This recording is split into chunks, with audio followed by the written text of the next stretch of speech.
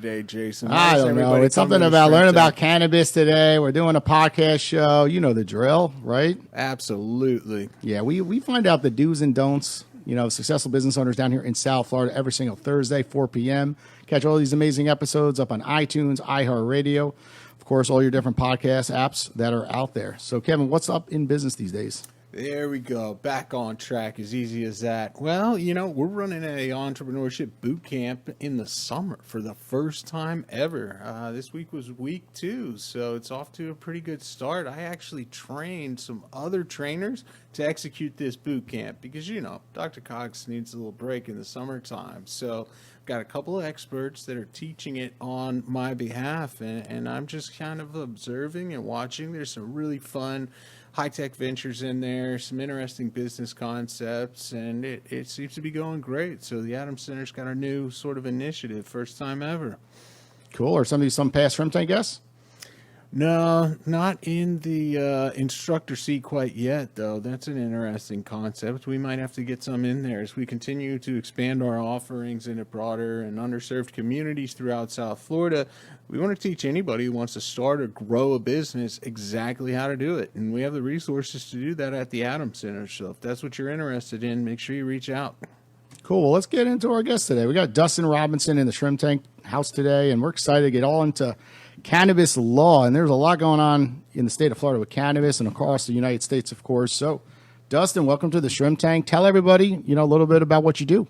Absolutely. Thank you for having me. I'm an attorney. I'm also a CPA. I'm the founding partner of Mr. Cannabis Law, which is a full-service law firm for the cannabis and psychedelic space. I also founded a nonprofit focused on legal reform for psychedelics, and I also am the managing principal of a venture capital firm that deploys capital in psychedelic biotech companies. Wow. It's a lot of things, Kevin. Yeah. This man is juggling many businesses at once, correct? Yeah, well, I mean, come on, how many entrepreneurs have we had on the show, and how few of them have only one venture? But yeah, you've got quite a few there under your belt, but it sounds like there might be some synergy, at least across most. Yeah. Very, very much synergistic. A lot of what we're doing, it all flows with one another. And I think, you see that entrepreneurs sometimes could get a little bit... there's just so many opportunities that you see, and it's hard to stay focused on one. So that's probably one of my bigger challenges. I see so many opportunities within the cannabis space and within the psychedelic space, and kind of figuring out how you want to carve out your niche within those spaces is definitely a challenge. Yeah, there's a lot of activity all across those sectors, and if you look at the trends throughout the United States, I'd probably agree with you. I'm assuming you think we're going to keep going down the same road, it's looking like. Yeah, absolutely. I mean, I think really legalization is just an inevitability at this point with cannabis. And what a lot of people don't realize, I talk about psychedelics and they think I'm crazy, but the FDA has actually designated both MDMA and psilocybin as breakthrough therapies. So from an FDA perspective, they're actually looking more preferentially at psychedelic compounds as they are cannabis compounds. So, lots of exciting things going on really in both spaces, and a lot of synergies, a lot of similarities, but also a lot of differences as well.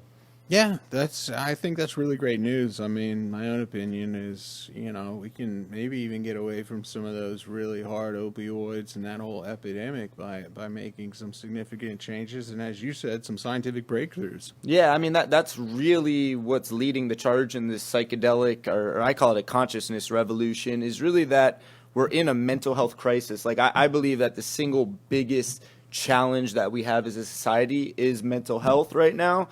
And the current pharmaceuticals just aren't working, kind of like what you referenced. And then meanwhile, we have this class of compounds called psychedelics that are demonstrating extreme efficacy with a great safety profile. So, it's an exciting time. I think from an investment perspective, you kind of have, the trifecta where you have a problem, mental health crisis, the current stuff out there is not working, and then psychedelics are showing that they could potentially be that solution. Yeah. Let's back things up a little bit. You were an attorney, you were an accountant, you were a real estate agent. Like, how did you get to become Mr. Cannabis? Go backwards. You graduated University of Florida, I see here. But kind of what happened after that? How'd you become an entrepreneur? Yeah, well, my friends laugh because I probably would be the last person they would have expected to be Mr. Cannabis Law or Mr. Psychedelic Law or any of that stuff. But yeah, I mean, I started off, went to University of Florida, got my undergrad and my master's in accounting from UF, then got my CPA, then I got my law degree at UF. Before getting my law degree, I worked at Deloitte for a bit, and then out of law school, I worked at Holland and Knight. So kind of did the big accounting, big law stuff. And I'm actually like at the core, I'm like an accounting and legal dweeb. So I actually liked accounting school and law school, and I actually liked working at the big firms. So it was actually a great experience. I left Holland and Knight to help run a multi-state manufacturing company. Was there for several years, sold out my interest several years ago. I was there for 6 years. And sold out my interests, kind of my first exit, put a little bit of money in my pocket, and didn't want to commit to anything after that. I was like, I need a year off to figure out what I want to do next. I kind of had, the accounting background, the legal background, real estate background, and now I just kind of got the business background under my belt, and I didn't know what I wanted to do next. And I ran into some friends that had a cannabis license, and they were about to pay like 150 grand to some attorneys to help them with an M&A transaction.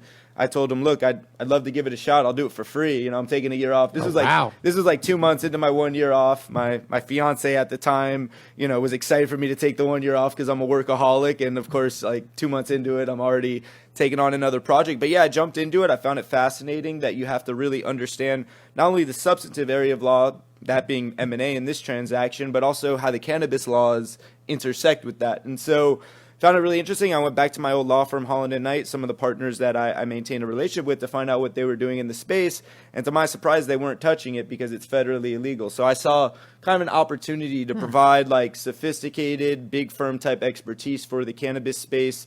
So just dove into it, started getting a lot of referrals. And then like 30 months ago, my cannabis clients started coming to me about psychedelics. And at the time, I knew nothing about psychedelics. I was like, y'all are crazy.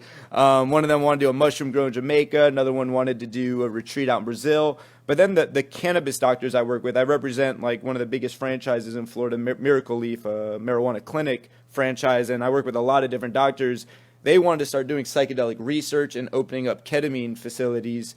So I kind of dove into it, started reading the research, and realized like, wow, there's like actual research and substance to what is out there. And that's kind of when I launched my nonprofit at the end of 2019, focused on psychedelic legal reform, and then officially launched my investment firm just last month, actually, in the psychedelic space. Really interesting. So tell us, I guess, when it comes to the cannabis industry, for our audience listening, kind of 5 years ago, where it was and where it is today, kind of what has happened and how are the laws changing in the next 12 months, you think? Yeah, I mean, 5 years ago, it was like, especially here in Florida, we were really just getting the medical marijuana off the ground. We actually started in Florida with a low THC program, so it really wasn't even real marijuana. It was a very low THC. So at the time, I remember seeing that and kind of laughing, like, it's not even a marijuana industry. There's nothing there.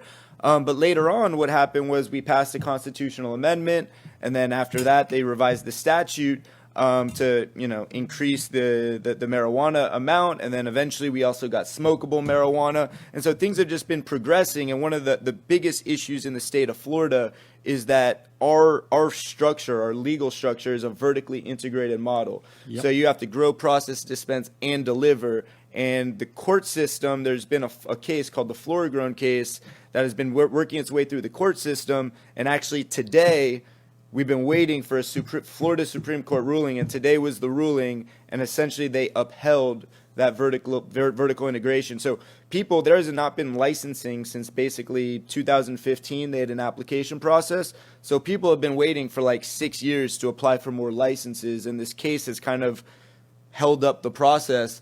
And now that the case has finally been ruled upon by the Florida Supreme Court, we're hopeful that they may open up an application process here in Florida in the next few months. So this is very exciting. People have literally been waiting for since 2015. We finally get this ruling, and now hopefully people could finally apply and try to get involved in the market. So are they still looking at mandated holistic virtual integration? As far as on the cannabis side, like if they do have a licensing, opportunity, will all the businesses have to be vertically Yeah, integrated yeah. across the board? So basically, the lower courts actually ruled that the vertical integration was unconstitutional, and the appellate court affirmed that. Then it went up to the Florida Supreme Court, and the Florida Supreme Court actually reversed and remanded that. So Florida Supreme Court basically said vertical integration is not unconstitutional, and therefore we're going to keep this vertically integrated structure that we have. So in the next licensing round, what people will be applying for is these vertically integrated licenses. Do you think that's a good thing overall? And why or why not?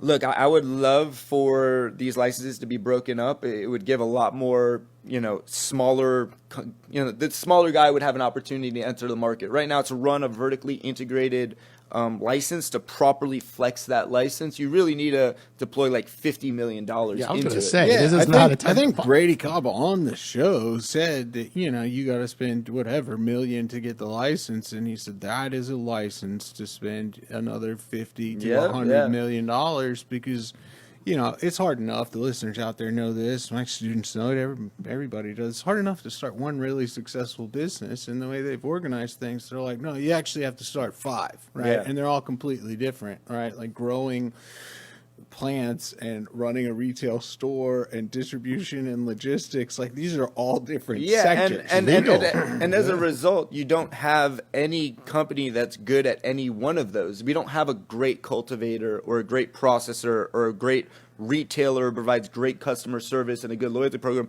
Because, if you got to do everything, you could be good at everything, but you can't be great at anything. Kind of goes to the question about, entrepreneurs getting stretched too thin. Oftentimes, entrepreneurs want to do too much and they can't focus on their core competency. And you see the same issue down here in Florida, not because they're getting distracted, because they're actually required by law to do all these things. I think it's a little bit crazy. And one of the other things we always teach and talk about here is the sort of almost mythical and magical kind of power of the free market, and how moving regulatory constraints typically will increase efficiency and basically make everything better and run a little more smooth. If you're great at something, then that can be your thing. You can be specialized and say, we grow the best whatever, but like we don't know how to run a store. Right. Okay, well somebody can come along and say, well, I know exactly how to run the hell out of a store. I can have stores all up and down the state, but like I'm not a farmer. Right. Yeah. And I mean, it also stifles innovation, which is kind of Absolutely. what you're getting at. That's what I always we hate. have no product innovation in the state of Florida, unfortunately. And even we have 22 licenses. Out of those 22 licenses, really only like 13 or 14 of them have any sort of real operations. The other ones are they actually just recently flipped their licenses, and people get mad at these people that are flipping their licenses, but what they don't realize, it's either sell your license for anywhere from $30 to $50 million or go raise $50 million to put into the license. And a lot of people are like, I don't have $50 million to put in this license, so I'm just going to sell it. So it's challenging. Yeah, and you having some experience on the other side, it's not an ideal scenario to negotiate with VCs or investors when they're sitting there on their side of the table like, well, you need this money. Yeah. We know that much. And here are our terms. It's like, if you don't get the money, you're not in a very strong negotiating position. Whereas if you can say, hey, look, I'll grow the company organically then, and I won't take your money, I'll keep it all to myself. Well, no, you won't, because Right. you don't have enough money. So it's a tricky scenario for sure. So why do these companies hire you? Go into detail. It's I think I have a unique background in that I not only understand the legal aspects of the industry, I also understand the tax and accounting and the business aspects. I've helped run a multi-state manufacturing company, and at the end of the day, these cannabis companies, yes, the product is cannabis, but whether you're selling cannabis or roofing materials or paint, it's relatively similar to the supply chain issues that you're going to have. So kind of having that background, I think, makes me unique. Also, the cannabis laws are changing so quickly. So most of the law firms that do cannabis, they do a number of other things. So yes, they'll represent a client on a cannabis thing, and they'll learn the cannabis law as it relates to that particular, client matter. But for me, I'm fully dedicated to it. So when there's a change of law, for example, the Florida Supreme Court case that came out today, I was probably one of the first people to actually take a look at it, because this is my industry, this is what I do. So having that specialization, to me, I don't know how you practice cannabis law while practicing all these other areas of law, because there's just changes every single day, and it's changing so quickly. You really need to stay on top of all those things. So give us some examples of what you do for some of your clients when they hire you. Yeah, so everything from licensing, so whether it's getting a cannabis license or a hemp license, to corporate structuring, so articles of incorporation, operating agreements, bylaws, real estate transactions. We do trademarks, compliance. We do a lot of label compliance. Yeah. Labeling is a really big issue in mainly the hemp industry, also the marijuana industry. But with the hemp, you really have not only state law you need to comply with, but there's also certain FDA regulations, depending if you're selling it as a food dietary supplement or as a drug product. So yeah, really, we run the gamut. The only thing we really don't do, and what I get a lot of calls for, is criminal. I get a lot of people, they see Mr. Cannabis Law, they get pulled over, and they get arrested for cannabis, and they call me, and I'm like, yeah, I do business stuff, not criminal stuff. I mean, you're ranking high on SEO on your website, that people Google it and Mr. Cannabis shows up and they want to hire you. Exactly. And you need a good referral source, right? Exactly. Yeah, that's true. Look, I've got some great criminal attorneys, so yes, I do. I know where to point them when that does happen. Cool. We're going to take a quick commercial break to hear from our sponsors. When we get back, we're going to jump to our Hot or Not segment of the show. Create a COVID-free safety bubble with your smartphone. Oz's latest mobile solution, Salus, is bringing us back. Events, schools, workplaces, cruises, resorts, and more can get back to max capacity using the sleek and secure mobile applications. Users can present a recent negative COVID test or a vaccination record to enter the facilities, allowing everyone in the space to feel safe from the threat of coronavirus. Follow the hashtag SalusSafe on LinkedIn and Twitter, or visit followoz.com/Salus to learn more. That's FOLLOWOZ.com/SALUS.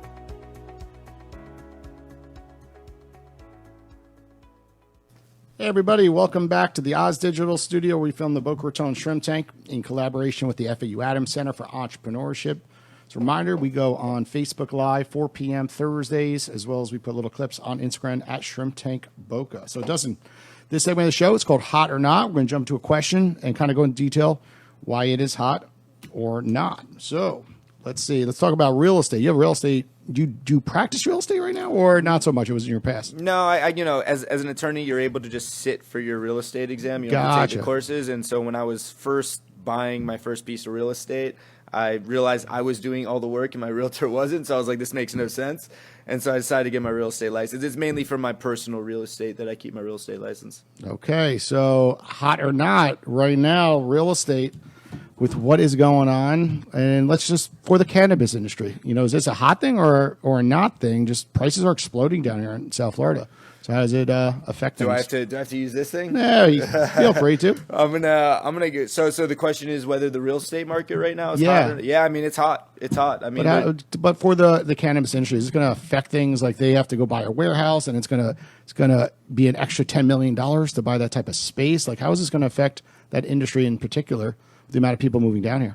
Yeah, I mean, cannabis real estate is a challenge to begin with, just because it being federally illegal, you really can't get like a normal mortgage on your property, because any bank is going to say, every mortgage basically says you can't conduct federally illegal activities. So, as far as like right now, though, I mean, I don't see it seriously impacting them in a negative way as far as the cannabis industry goes. Cool. Interesting. So I'll switch it up a little bit. If I have a lot of students, right, who, as you might imagine, have a tendency to be interested in the industry, right? But there's only a few licenses. They want to smoke it, Kevin. Come on. What do you? Let's call it what it is. Right. Hey, it is really an up-and-coming industry, so I don't necessarily steer them away from it, but it's not like they can just, start their own company. But in a sense, you've run alongside the industry and you've carved out a space for entrepreneurship. So for students out there who might want to get involved in the industry, what is the hottest space surrounding? Because when one core industry really takes off, there's all this supplemental stuff that people don't think about. From your perspective, what is that hottest area right now?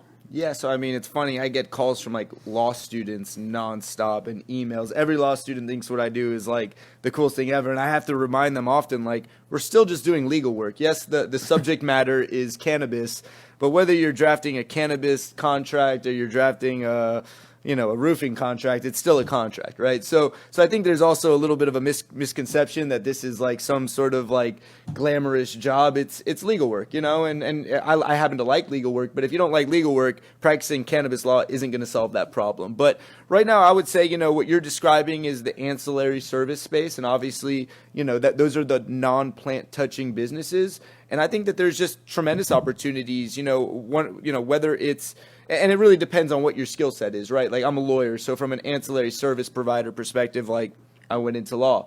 But it really doesn't matter. I mean, if you're a marketing company and you want to do marketing, specialize in cannabis marketing. I'll tell you, there's all sorts of laws and regulations that makes marketing extremely complex for cannabis companies. So if you're able to figure out kind of those loopholes on Instagram and Facebook and through Google, and I mean, look, DeRay, my PR firm, she's a great example. She kind of carved out her niche within the cannabis space, providing PR services for all these different cannabis clients. So I think it really just depends, what your skill set is, and whatever that skill set is, you could probably find a way to apply it into the cannabis space. I think that's a great suggestion, in particular digital marketing. I tend to think that digital marketing firms of the future, because it's gotten so complex, so competitive, and so difficult, are not going to be one-stop shops. They're going to be one sector stops, right? So they're going to be specialized in whatever it may be, right? Like, we do digital marketing for,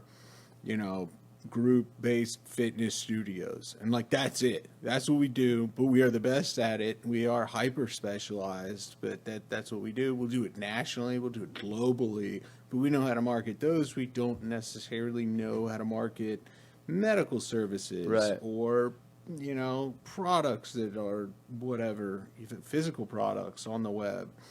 I think we continue to see that evolution of firms even having different departments that focus on different industries, different products and services, and I just think that's going to continue. So that's a great suggestion. Yeah, because the regulations, absolutely. I'm in the financial service business. The emails I get are hilarious, right? Like, they're like, you should do this with your website. You should do that with your YouTube feed. And they have zero idea about the regulations, which is the same thing you run into. Yeah, absolutely. I mean, people keep telling, all these different owners what to do with their social media platforms, but they cannot do it due to the laws, which brings up a good topic, hot or not, all the banking regulations when it comes to cannabis. Is that, obviously it's not hot, but how does that help you, I guess? Because these people need your services. Yeah, the banking is a huge challenge for the space. A lot of the space has to deal with cash. And during COVID, that was a huge issue because you're really passing, you could potentially be passing the coronavirus through, the exchange of cash as opposed to, using credit cards or, whatever it might be. And so the federal government, actually in the coronavirus bill, they adopted some language from the Safe Banking Act, which essentially was going to open up banking, for a lot of these companies. And what I see happening at a federal level, I don't think we're going to see federal legalization in the next couple of years. I don't even think we'll see what the States Act is something that defers to the states. I don't even think we'll see that. But what I do think we'll see in the next few years is banking reform, which I think will be very, very big for the industry. And essentially what that banking reform will do is it will allow the banks to not have to go through so many hurdles when banking the cannabis industry. Right now, they got to file what's called SARS, Suspicious Activity Reports, and it's just financially burdensome for banks, so they decide not to do that. So if we could kind of get that issue resolved, and kind of the second issue behind that is the 280E tax issue. So, 280E tax issue basically allows these companies to only deduct cost of goods sold, so they can't deduct overhead like rent and things of that nature. So I think what we're going to see in the next few years is we're going to get that banking issue resolved, and hopefully that 280E. Can you explain, dumb it down, I guess, for our audience listening? Like, what is the issue with your clients, right? They have revenue. It's a vertical market. People are walking in, they're buying cannabis, but like, what is happening on the back end when you say with all the regulations due to banking, right? Kind of dumb it down.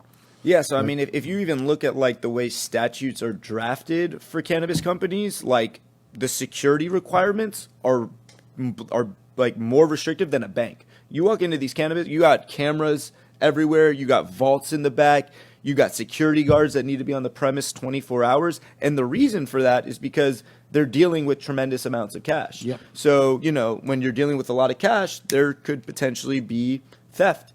And so, a lot of the regulations that are put into place are kind of a derivative of that. So, once someone goes in, if you're a customer and you go into a dispensary and you forget to bring your cash and all you have is a credit card, you can't do business with that especially. You got to drive yourself home and go back and get some cash, or drive yourself to the bank to get cash. So it's just really annoying it's a nuisance from the patient's perspective, but then also from the company's perspective. Imagine if you, to pay your rent, you had to actually drive cash to go pay your landlord, right? Because so there's certain hurdles that you have to deal with. Like, as you guys know, starting a business is already a challenge. Yeah. When you're starting a cannabis business, there's just a whole new set of challenges. And by the way, as a cannabis lawyer, I dealt with those issues myself, from banking to insurance, Facebook. Actually, you guys just asked me to follow your guys' guest page on Facebook, and I went to follow it, and I just remembered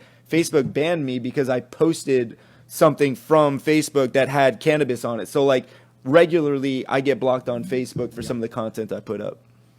Makes sense. Wow. Yeah, that is tough. But nevertheless, they're bankers. They'll figure out how to once there's enough money in the sector, they'll figure out a way to get involved and make some of that money. And by the way, most of the companies have found ways to get banked, and there are banks that are offering those services. So it's not like it's totally unbanked, but it's just unnecessarily challenging, and there's just fees that there shouldn't have to be. Sounds like banking to me. Okay, we're going to take a quick commercial break and hear from our sponsors. When we get back, we're going to jump to our future focus segment.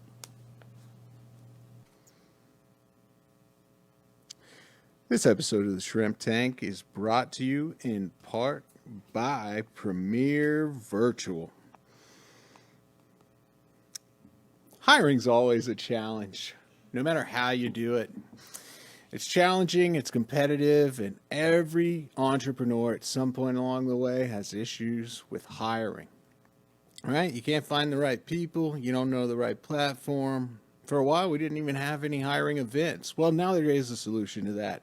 Just go to Premier Virtual. They are the #1 in my book virtual job fair platform. They make everything simple, easy, fast, and efficient. You can run a job fair like no other, and you can hire someone from anywhere in the world by utilizing all of the features on the Virtual Premier's job fair platform. It's an amazing product. They just rolled out 2.0. I just had the opportunity to take a look at it. I attended their launch party with my co-host as well, right down in downtown Delray. Premier Virtual, great product, great company. Give them a try. Hey, everybody. Welcome back to the Shrimp Tank. So we are jumping into our future focus segment, which is all about hiring. So, Dustin, give us a funny story. Cannabis industry. So we'll say, not for yourself probably, but someone, maybe one of your clients, they hired you because they ran into incident hiring someone, and maybe they had to lay them off. Maybe the person did something funny, but give us a funny story. Someone, had to hire you to have an HR issue go away.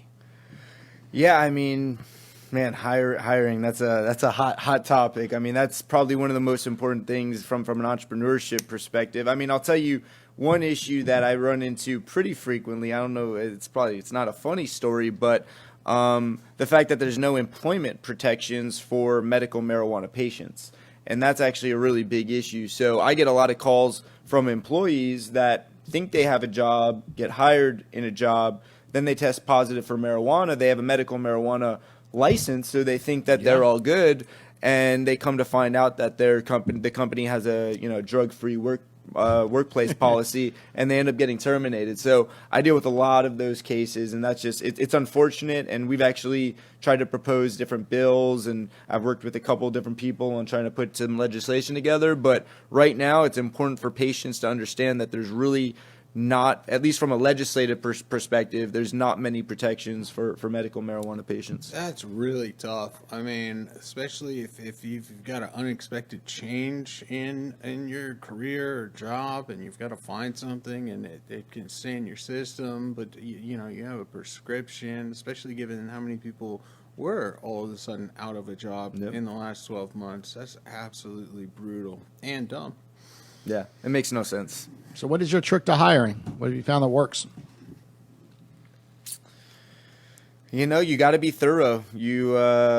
They say, you wanna take your time hiring and be quick to fire. I mean, if things aren't working, you got to make a change, but you want to really take your time with hiring. So I think it's really just being thorough in the process, not rush. In business, things are moving so quickly, and really probably the most important thing you could do in building a business is your hiring. A business is only composed of the people that make up that business. And so, I spend a lot of time trying to figure out, what's the right staffing, what is even the job description of the person I want to hire. And then once you figure out that job description, really finding the right person. I'm actually currently looking to hire 2 attorneys, both senior associates, and it's been extremely challenging. I'm also looking for an executive assistant. And so figuring out the structure of what I needed, as opposed to bringing in like a higher level partner and then a junior associate, or maybe, have the executive assistant do some, there's a million different ways I could have structured it. So sitting down and really strategizing on that. And I also recommend, I have a life coach who's extremely helpful for me, Matthew Savrick. He's been a good friend of mine and my life coach since college, and I would definitely encourage people to get a life coach or a mentor to help talk through those hiring decisions, because they are the most important decision, in my opinion. Yeah, you're around people all the time. You got to make sure that you make good decisions, hire the right people. Going to spend sometimes more hours, during the work week with them than, even sleeping, right? I mean, you think about how long you spend at the office these days with COVID going on. More people are spending time at the office, not at events as much. Of course, that will change when events open up again. So where do you see yourself in 5 years? You see yourself big firm, 20, 30 people? I mean, you're doing a lot of different things, and this space is exploding. So I got to see that, if that space explodes, you're going to explode, and you're going to, have hiring issues. Yeah. I mean, 5 years from now, I think we'll have offices in multiple states. I think we will continue to put ourselves at the center of the cannabis and psychedelic industry, from my law firm's perspective. And then from my investment firm's perspective, we're really setting it up to be an institutional-like firm. So we have various different financial models that we'll be rolling out into the psychedelic industry. So 5 years from now, I think we will be the premier investment firm within the psychedelic biotech space. Cool. Nice. You got a question for Kevin? What's going on over there? No, you covered it. Okay, let's jump into our next commercial break, and we jump back and go into our Plead the Fifth segment of the show. Are you ready to make your indelible impression? DeRay & Company is an award-winning, full-service public relations and marketing agency with offices in Fort Lauderdale, Florida, and Aspen, Colorado. With practice areas in business, real estate, cannabis, nonprofit, legal, and lifestyle, DeRay & Company is fully equipped to help clients reach their goals with strategies that are on point. Whether it's public relations, social media, digital marketing, content development, or other services, DeRay & Company delivers results for business owners that address their business goals and reach their targeted audience. To learn more about DeRay & Company and our services, visit DeRayandCompany.com. DeRayandCompany.com. Everybody, welcome back to the Shrimp Tank. So this is our Plead the Fifth segment of the show, Dustin. So we're going to ask you a question, and you should be good at this with your law background. You don't want to answer it. You say, I plead the fifth, or you have to figure out a way how to get around it. So I'm going to let my co-hosts Kevin Cox try to go below the belt and get you on the first one. Sure. Do you have your card?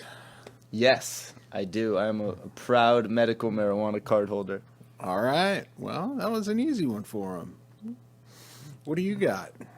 Okay, tell us the biggest financial loss one of these companies has had because they screwed something up, and they had to hire you, right? How much money did they lose, fighting something? I'll plead the fifth on that one. Oh, it was big. It was millions. All right. Now we can ask all the fun questions. That's more because it's attorney-client privilege. More Yeah. than plead the fifth, I'm pleading the attorney-client privilege on that one. Fair enough. Fair enough. So if you do work in the industry, what is maybe we can get a roundabout way at that question. What is the biggest liability you as an owner or operator or just part of the industry should really be worried about? Is it people doing something,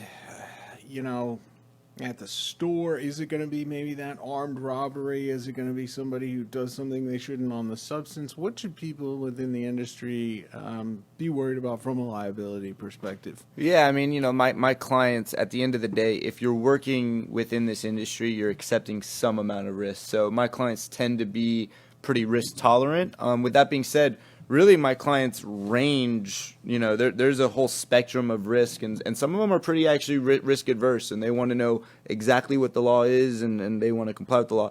Others want to know where the gray area is, and they're going to go as close to that gray, that gray area to the black as they possibly can. So, one of the things that I just get concerned about is, my job is to counsel what the law is and counsel them on staying within compliance of what the law is. And so really, when they start going a little bit outside of that is really kind of what keeps me up at night and what I worry about. What's the psychedelic that you're most looking forward to regulatory changes around? Which, from your perspective, is the most promising? Yeah. Well, I'll tell Scientific you. way. Yeah, we're actually. It's a good question. We're actually investing a lot in both 5-MeO DMT and DMT. We think those molecules are going to be incredible for the psychedelic industry. Right now, a lot of the hype is around psilocybin and MDMA. MDMA is in phase 3 clinical trials with the FDA, and psilocybin's in phase 2 clinical trials. But there's other psychedelic compounds coming in behind it, and other psychedelic analogs and even new chemical entities that are psychedelic inspired that I think are really going to transform how we understand the brain and really be transformational as far as what it'll do for mental and behavioral health. Yeah, that's excellent news. It's too bad they're not a treatment for a pandemic, or the FDA just push them right through. Yeah. Well, I'll tell you, the mental health crisis is partially caused by this pandemic, and I think if psychedelics were more widely accessible, I think there'd be a lot of less mental health issues. And actually, I saw something, I forget what the number was, but there was a very large increase in people trying psychedelic compounds during the pandemic. It makes sense. People are locked at home; they don't have much to do, so they're exploring their states of consciousness. Okay, you're a business owner for how many years now? 4, 3? What was the number? Well, before that, with the multi-state manufacturing company, I had partners, but I was one of the owners, so it's been quite some time. So what's the hardest thing from going from corporate world to business owner that you've experienced? Yeah, I mean, look, a lot of people think like being a business owner is all like it's awesome, but what people don't realize is like if you don't show up, like you don't get paid. It's all on you. So there's a lot of pressure being a business owner. If you're an employee, you clock in, you clock out, you get your paycheck. A lot of people, it's security, but there's really no security. If you're a business owner, it's on you to, really drive business and make sure, you're staying on top of what you need to stay on top of. So, I just think there's a huge misconception. Everyone thinks they want to own their own business until they go out and try to own their own business and realize, holy crap, I got to do insurance, accounting, back office stuff, call customers, accounts receivable. It's like, you got all sorts of stuff to worry about. And I just think there's a huge misconception there. Absolutely. Everyone thinks, I could go on vacations whenever I want because I'm a business owner. I can make up my own schedule. But You got customers. If Right. they need something on a Saturday morning, you got to respond to them, right? Exactly. So what about you got any last ones, Kevin? Sure, I've got one more. So you've got all these different kind of ventures, but they're interrelated, and there's certainly some synergy there. What's the end goal? Is it to build this law firm up and package it maybe with some of these other pieces and sell it all? Or on the VC side, just have one huge, massive home run IPO or, private acquisition or whatever and just ride off into the sunset? Or you love doing this stuff, you'll probably just keep doing it, even practicing. This is really the three. The law firm, the nonprofit, and the investment firm really just feed my passions. I'm very passionate about mental health, individual liberties, and the right to really explore your own consciousness. Those are just have been passions of mine for quite some time. And really through the law firm, through the nonprofit, and through my investment firm is really where I feed those passions. So as long as those keep feeding my passions and I could find other ways to continue to feed my passion and really give back to the world, I think I keep doing what I'm doing and stay on the path I'm on. So I don't really define like what I'm doing in the future as like how much money or how big my firm gets or how. It's really about continuing to feed my passions and being able to work in businesses that are contributing to me satisfying my passions. Awesome. Great answer. Cool. Let's see if I get him to plead the fifth again or get around this one. What's your most hated competitor out there in the law space?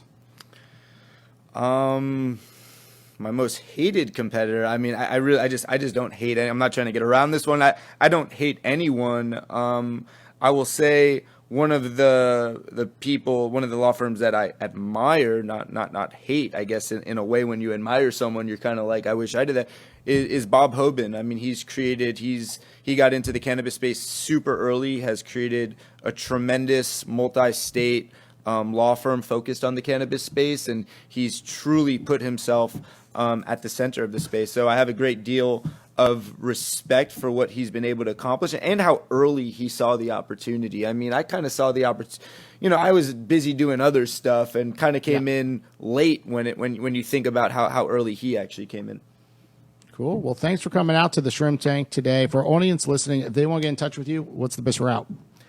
Email me, drobinson@mrcannabislaw.com. That's drobinson@mrcannabislaw.com.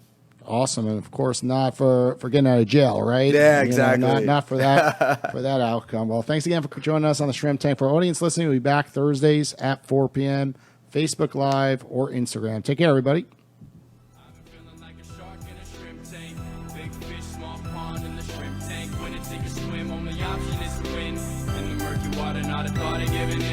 Welcome to the Shrimp Tank, doing big things, chasing big dreams. Yeah, it's all real, this life's all that it seems. All the chicks scream, all the dudes yell.